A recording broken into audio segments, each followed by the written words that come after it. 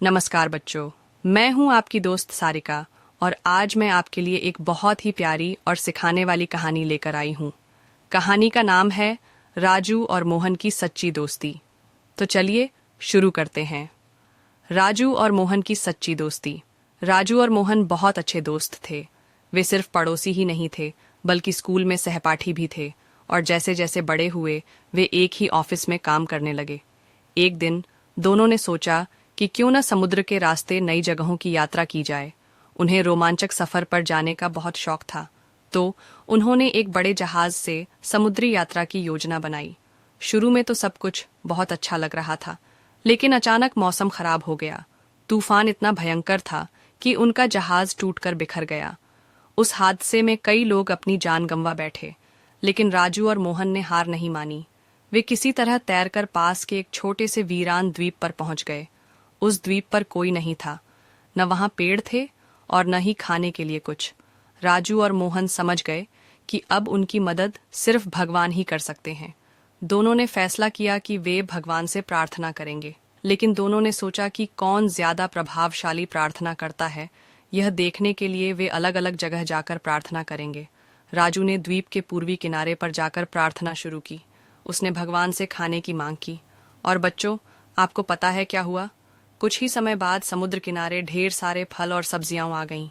फिर 2 दिन बाद राजू ने भगवान से एक पत्नी की मांग की, क्योंकि उसे अकेलापन महसूस हो रहा था। और बच्चों, तभी एक और जहाज उस समुद्र में हादसे का शिकार हो गया। उस जहाज से एक लड़की बचकर उस द्वीप पर आ गई। राजू ने उस लड़की से विवाह कर लिया। अब राजू जो भी मांगता, भगवान उसे पूरा कर देते। 1 महीने बाद राजू ने भगवान से घर लौटने के लिए एक जहाज मांगा, और जैसे ही उसने प्रार्थना की, एक सुंदर जहाज द्वीप पर आ गया। जब राजू और उसकी पत्नी उस जहाज में बैठने जा रहे थे, तभी उसे एक आवाज सुनाई दी। आवाज कह रही थी, क्या तुम अकेले जा रहे हो, अपने जीवन के साथी को यहाँ छोड़कर? राजू चौंक गया। उसने इधर उधर देखा और पूछा, आप कौन हैं और किसके बारे में बात कर रहे हैं? आवाज ने उत्तर दिया, मैं वही हूं जिसे तुमने प्रार्थना की थी, जिसने तुम्हें खाना, जीवन और साथी दिया। यह सुनकर राजू घुटनों के बल बैठ गया। वह बोला, भगवान, आपका धन्यवाद। तभी उसे अपने दोस्त मोहन की याद आई। वह दौड़कर द्वीप के दूसरे किनारे पर गया। लेकिन बच्चों, मोहन वहां नहीं था। राजू ने भगवान से पूछा, भगवान, मोहन कहाँ है? भगवान ने कहा, मैंने तुम्हारी सभी प्रार्थनाएं पूरी की हैं, लेकिन ये सब तुम्हारी प्रार्थनाओं का फल नहीं था। मैं तो बस मोहन की एक ही प्रार्थना पूरी कर रहा था। राजू ने हैरान होकर पूछा, ऐसी कौन सी प्रार्थना? भगवान बोले, मोहन ने मुझसे सिर्फ एक ही बात मांगी थी। हे भगवान, जो भी राजू मांगे उसे दे देना। ये सुनकर राजू की आंखों में आंसू आ गए। उसने मोहन को आवाज दी, लेकिन मोहन वहां नहीं था। भगवान ने कहा, मैंने मोहन को अपने पास बुला लिया। ऐसा स्वार्थहीन व्यक्ति मेरे साथ रहने के योग्य था। राजू को अपनी गलती का एहसास हुआ।